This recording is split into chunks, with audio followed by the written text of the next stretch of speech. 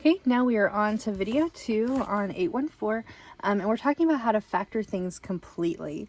And so they wanted you to compare with the rest of the class. So I'm going to pretend that this was my answer, and then someone else in the class did this problem this way. Like if you didn't notice that this had a common factor of 3, where we divided it out, if you didn't notice, you would set up your thing like this: 3n squared and 6.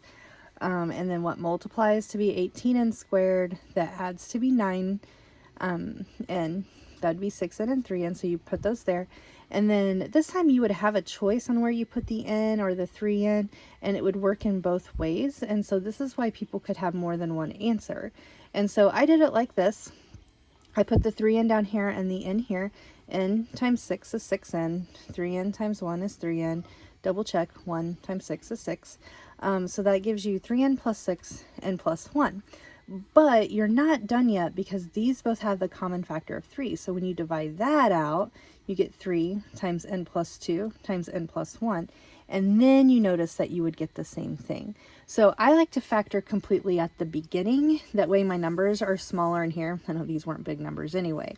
But you may, if you forget or if you don't notice that there's a common factor, it's okay to notice it when you get over here. Okay, so you can do it either way. We've already talked about this on why you could have more than one answer. And so looking down here without factoring, predict the quadratic expressions below that would have more than one factored form. Be prepared to defend your choice with the rest of the class. So in this one, do you see how they all have a common factor of 2?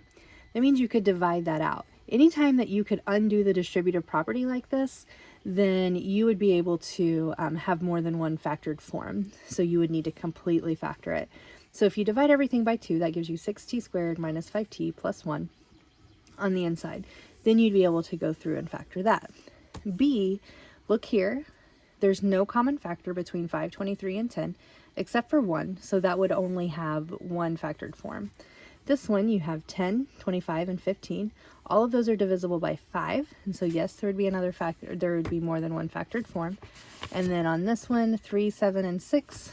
Nope, they don't have a common factor besides 1. So you wouldn't have to worry about it.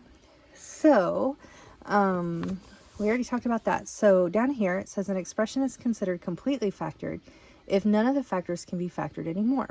Often it's easiest to remove the common factor first before factoring with a generic rectangle. So rewrite the expression 10x squared plus 25x minus 15 with the common factor factored out. Well, all three of these are divisible by 5. 10 divided by 5 is 2x squared, 25 divided by 5 is 5, 15 divided by 5 is 3.